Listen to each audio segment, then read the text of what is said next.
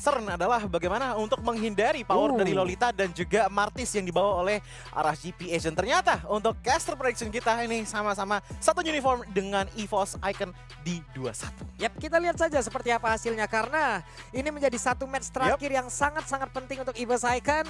Mereka apabila memenangkan ini asanya untuk lolos itu terbuka dengan begitu lebar, tapi apabila kalah apa mau dikata, kita lihat nanti hasilnya seperti apa. Langsung saja kita lihat untuk game pertama match kedua kita antara EVOS Icon melawan Aras GPH. Yap, seperti biasa jungler langsung akan mengisi di area dari farmingannya juga. Pattern farmingan di sini akan langsung dijalankan, saling mengganggu ya bisa jadi. Betul, tapi kalau kita untuk head to head antar jungler ya, dengan Suzujin membawa Little Ignition, sepertinya sudah ada sedikit info bahwa Suzujin akan full ke arah damage. Dan juga satu lagi yang harus diingatkan, jangan lupa untuk tiketnya. Ini udah tinggal di Tribun Legend saja yang tersisa. Jadi langsung aja kalian pesan 30. 30.000 maksudnya tiketnya. 30.000 aja ya teman-teman ya. Di sini kalau ini dia, ini set talent yang sangat-sangat kita impi-impikan ataupun kita mau lihat ya di mana level ignition digunakan ya. Kita tahu Pakito ngehitnya nggak cuma sekali aja. Ya kan? Ditambah lagi dengan 3 kali lah maksimal. 3 kali itu udah yang pattern paling biasa yang kita lihat gitu loh. Tapi ini bisa dibilang untuk jungler hampir mirip ya, dengan perbedaan hanya di core talentnya aja, yang satu Little Ignition, satu Quantum Charms. Sementara kalau kita ngelihat ke arah Martisnya dari Demon Cat, justru dia membawa Assassin Emblem.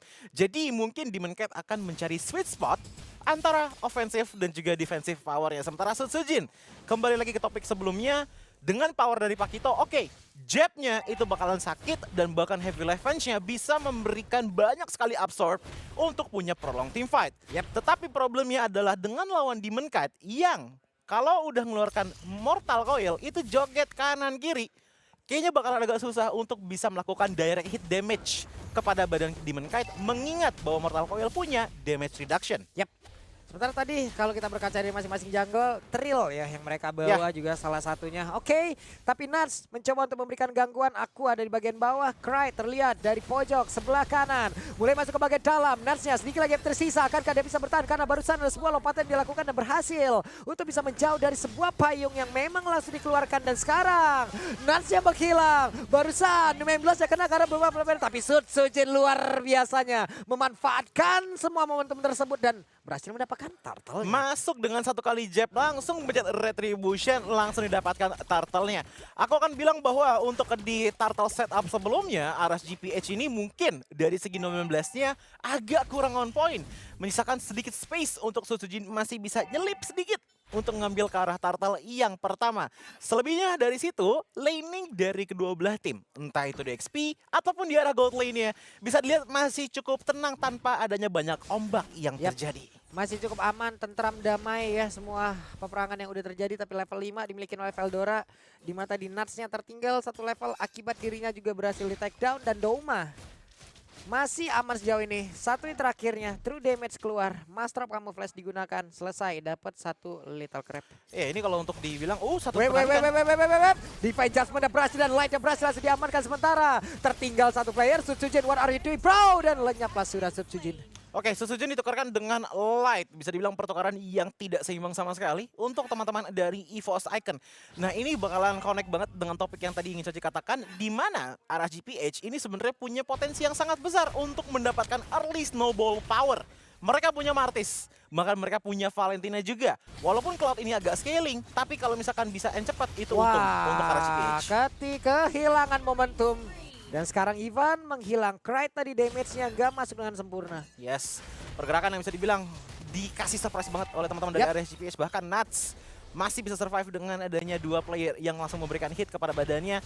The Grand CHP dari seorang Uranus sudah mulai menebal, membuat Veldora pun sepertinya sudah mulai kewalahan untuk di arah XP lane menahan ke arah Uranus. Tapi ini yang sangat berbahaya sebenarnya dari Light. Gak cuma dari segi Nomenon Blast-nya saja, tapi shield-nya itu bisa ngedeny damage basic attack dari Leslie-nya Doma ataupun ultimate snipe-nya, Pak. Iya, Kagura aja bisa kedinai, Pak. Iya, Kagura juga bisa kedinai. Makanya tadi juga ada damage yang nggak maksimal masuk ke arah beberapa player.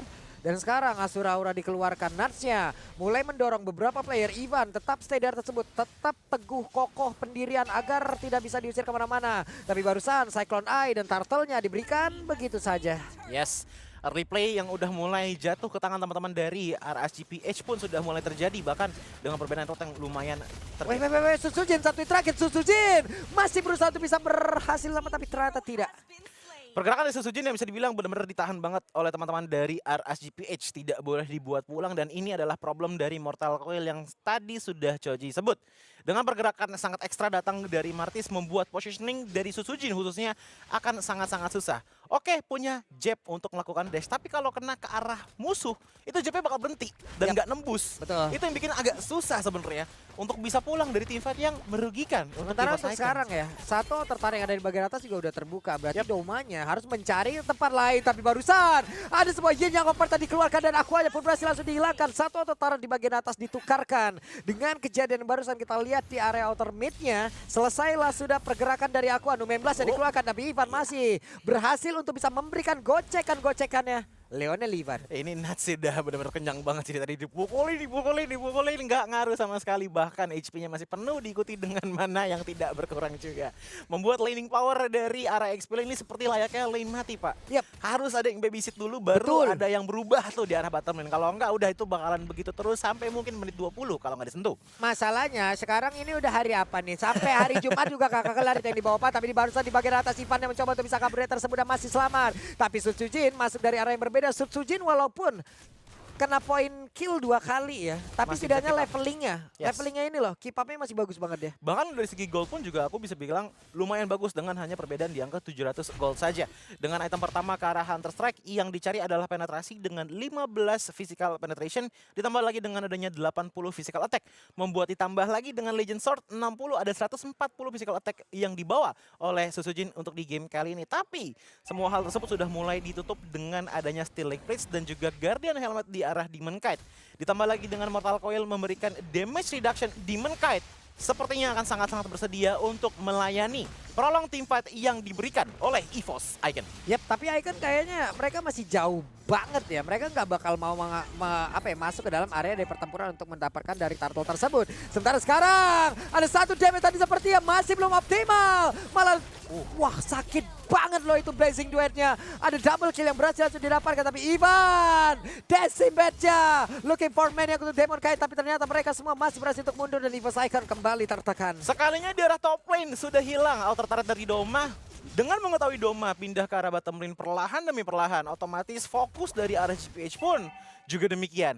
Langsung mengambil ke arah outer turret di arah bottom lane, dan ini kalau misalkan terus-terusan terjadi, mungkin yang akan menjadi korban selanjutnya adalah mid lane turret. Seperti yang kita lihat sekarang, di mana Veldora mengeluarkan Precious Wrath-nya untuk menghilangkan minion yang ada di arah mid lane, tapi itu hanya untuk mendelay saja karena wave juga sudah mulai datang lagi untuk di arah mid lane. Masalahnya menurutku dengan mid lane mengambil ke arah Valentina, ini clear wave minionnya cukup cepat dibandingkan dengan Krite yang menggunakan Kagura. Pertama, mananya boros, yang kedua, damage-nya itu scaling banget sama item, Mbak. Yap. Kalau untuk Valentina kan ya selama level lawan lu itu lebih rendah daripada lu masih bisa dapat XP tambahan. Betul. Dan juga HP tambahan gitu loh. Nih light-nya coba lihat, lightnya ada 1-12. Dan juga untuk pergerakan dari Veldora tidak bisa tadi untuk maju dan juga memberikan sebuah gangguan. Hanya saja ada satu defense judgment tadi membuat Veldora pun masuk ke dalam lembah yang begitu kejam lewat satu area defensif RSGPH. Setup dari Light udah mulai menyeramkan. Masuk ke dalam rumput, tiba-tiba dibuka begitu saja. Seenggaknya ada distraksi yang membuat untuk di arah mid lane-nya pun terbuka. Sekarang kalau kita ngeliat rotasi dari arah GPH, mereka berkumpul 3 player di arah top lane sana. Lagi ngebabysit banget ke arah Eman-nya. Karena ya balik lagi, Eman sekarang yang paling kaya di tangan teman-teman dari arah GPH. Diikuti dengan adanya Demon Kite. Cuman ini udah mulai menjadi salah satu warning sign sepertinya untuk teman-teman dari arah GPH. Karena power dari EVOS Icon udah mulai kelihatan dari Doma, yang dimana Domanya walaupun di pressure masih belum tumbang sama sekali, Pak. Betul, cuman Doma di sini dari golnya cukup tertinggal ya. Ya, dibandingkan agak sedikit dengan lambat Eman dan ya. Demon Kite. Yes. Eman tinggi banget sih untuk golnya, serius. Tinggi banget loh tadi. Sementara sekarang dari area lot ya mau nggak mau sekarang EVOS Icon nggak bisa masuk ke dalam area defensif yang dibangun oleh RSGPH. Mereka harus merelakan, mereka harus mencari objektif lain untuk bisa ditumbangkan. Oke, dengan Lord yang sudah ditumbangkan, otomatis RSGPH punya modal untuk melakukan push lagi. Mungkin akan berjalan di arah top lane dari Lordnya. Dan ini bakalan membuat lane jauhnya, yaitu di bottom lane mungkin bisa dipush oleh Uranus. Mengingat bahwa Uranus dari Nuts juga sepertinya sudah cukup proper untuk langsung saja melakukan laning sendirian. Kalau dapet kill aman banget, kalau nggak dapet tinggal kabur pakai Consecration yang ngebuat Uranus sangat oke untuk laning jauh, apalagi melawan Sutsujin di arah bottom lane yang dalam tanda kutip walaupun levelnya keep up tapi death 3 kali nih. Yap. Item pasti bakal fall off dibandingkan dengan Demon Kite. Oke lah ada beberapa damage ke arah Uranus, tapi kayaknya nggak bakal bisa maksimal untuk bisa menumbangkan dia 1 lawan 1. Ivan ketahuan posisinya under banget sekarang leveling yang dimiliki oleh pemain dari Forsaken. Lordnya ada di bagian atas. Belum ada objektif ataupun turret yang berhasil ditumbangkan dari pemain RGPS. Tapi sekarang Doma memiliki BOD. Wow, ini dia warning pertama, Blade of Despair di tangan dari Doma. Satu shot mungkin sudah mulai memberikan berasa damage 1300-1500 lah mungkin lah. Kalau sudah ada Berserker Fury ya di tangan Doma. Ditambah lagi dengan Quantum Charge harusnya escape mechanism-nya ini cukup oke. Asalkan Aqua tidak mengambil ke arah Diva Judgment. Yap. IMU-nya. Dan itu berbahaya loh karena sempat terjadi beberapa kali. Dan bahkan sebagai yang kita lihat di map sekarang. RGPS ini udah mulai masuk ke jungle areanya dari Forsaken. Mereka tahu bahwa dengan Doma yang udah mengambil ke arah Blade of Despair. Ini kalau masih kita kasih jungle, ini bakal bahaya. True damage-nya ini bakalan nampar banget ke teman-teman dari RGPH. Maka dari itu mereka sudah mulai menginvasi perlahan demi perlahan. Cuman sekarang Forsaken hanya tinggal nge-drag game ini jauh lebih lama lagi Itu ya. dia. Mereka harus membuat defensif yang sangat-sangat kuat ataupun tarik ulur yang bisa mereka manfaatkan menjadi sedikit advantage yang bisa mereka ambil. Karena itu pun akan menjamin nantinya Doma akan semakin berkembang lagi dari sisi damage-nya. Untuk sekarang kita tahu Leslie area late game. True damage 2000, 2500, 3000 Hal damage biasa sekali itu. tembak. Itu udah hal biasa aja Pak. Itu udah menjadi hal yang sangat-sangat ditunggu. Yes, tapi ya balik lagi ini lawannya Demon Kite yang dari tadi gameplaynya benar-benar agresif banget. Lihat bagaimana dia pun berani sendirian ke depan sana tanpa adanya light di depannya. Bahkan kalau kita ngeliat dari itemnya pun anti kuiras ditambah lagi dengan Guardian Helmet. Ini item yang bisa dibilang oke, masih belum respect ke arah Leslie-nya dengan Twilight Armor, tapi sudah sangat cukup untuk meminimalisir damage fisikal dari EVOS Icon. Sementara kalau kita ngeliat ke arah Eman, Eman ini udah mulai jadi dari segi itemnya. Kenapa? Udah ada Corson Sight, udah ada Golden Staff, udah ada Demon Hunter Sword. Jadi alasan kenapa dia udah mulai sakit banget adalah pertama dia pakai Brave Smite untuk survivability, ditambah lagi dengan udah full item nih. Jadi kalau sampai EVOS akan main rapet, wah ini juga bakal bahaya. Yap. Dan bisa didapetin dengan Ashura Aura. Tadi udah kelihatan ya, tadi udah kelihatan bagaimana efek dari Blazing Duet yang bisa dihasilkan. Nart sekarang udah punya lagi. Jadi Logan Lord yang sudah hadir di menit ke-12. Twilight Armor udah langsung diambil ya, mau nggak mau. Iya, harus menahan Leslie. Harus banget ini, dan kontes pun ya bisa dibilang Cepat banget. ini nggak bakalan bisa diupayakan sih oleh teman-teman dari EVOS Icon. Mengingat bahwa mereka pun untuk di arah front line-nya oke punya Veldora, oke punya Brave Smite. Tapi Balik lagi, light. Oke, masih sempat harusnya, masih Dapatnya. sempat. Sutsujin Sutsujin. Oke, Sutsujin udah siap untuk menghantarkan damage, tapi kalau kita lihat dari minimap, ada 15 yang harus dikeluarkan, tapi untungnya Sutsujin masih berhasil kabur. Tapi barusan ada informasi yang cukup baik, Flicker. Yes. Flicker terlihat dari light, berarti informasi ini bisa dihantarkan sebuah pancingan yang cukup baik. Flicker ditambah lagi dengan 19 kurang lebih cooldownnya mungkin di angka 30-35 detik lah. Jadi membuat EVOS Icon pun seenggaknya masih agak pede untuk main rapet-rapetan. Karena kalau misalkan ditanya apakah EVOS Icon harus main rapet-rapetan, menurutku ini bisa jadi advantage. Karena banyak sekali skill source dari EVOS Icon yang punya area of effect.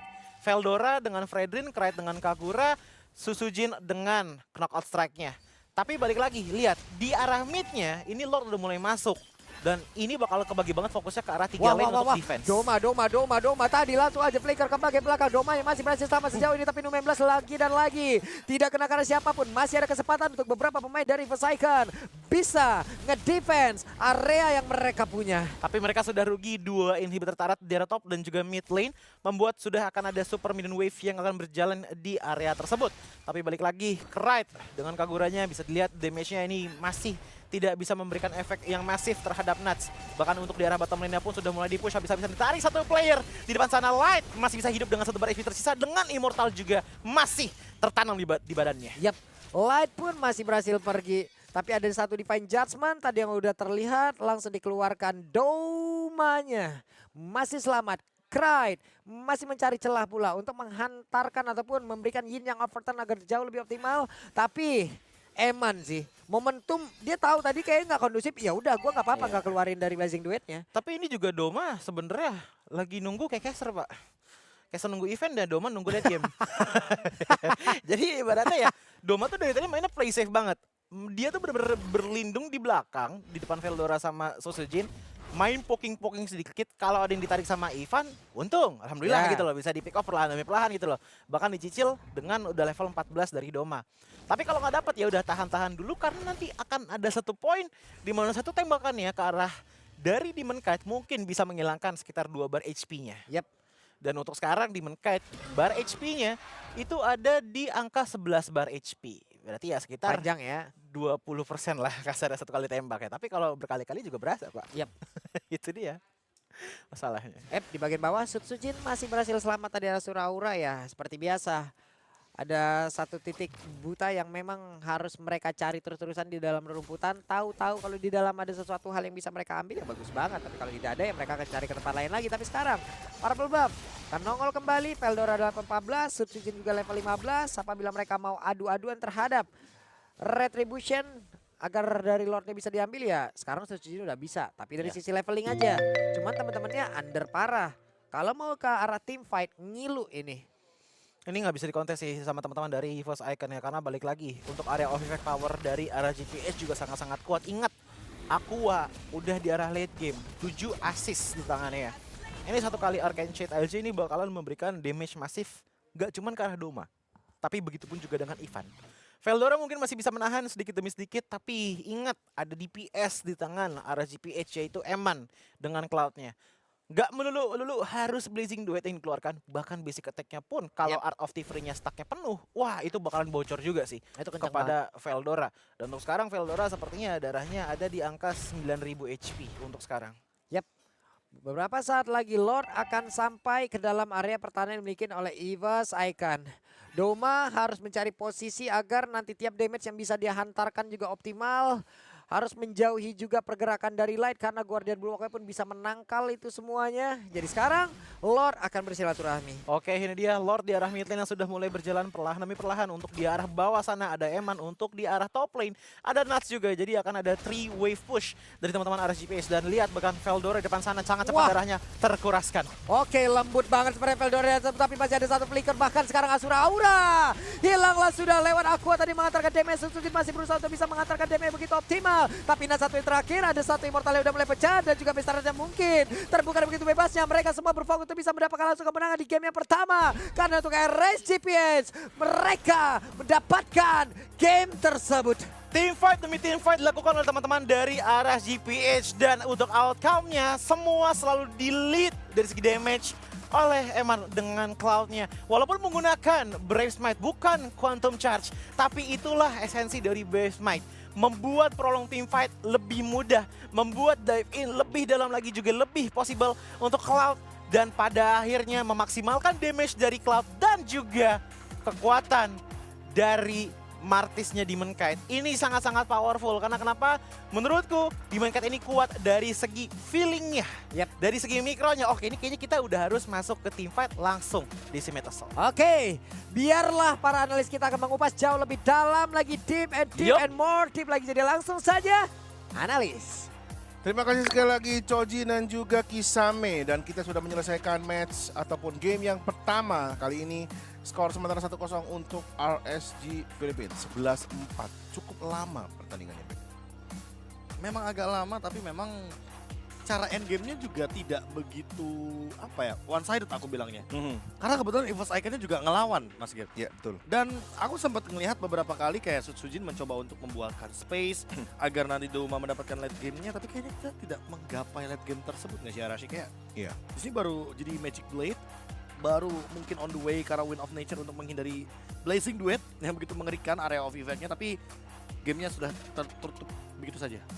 RSG juga kayaknya tahu sih kayak makin dibawa ke late game makin bahaya buat mereka kan. Ada Pakito, ada Kagura, ada Leslie yang ini semua hero di late game tuh berpotensi buat membalikan keadaan gitu kan. Jadi mereka emang mau fokus di early game, mereka punya semua alat-alat yang pas kan buat team fight. Ada punya Uranus buat nge-pressure di side lane juga. Ya. Dan Demon Knight dari awal tuh udah mulai snowballing, itu udah fatal banget.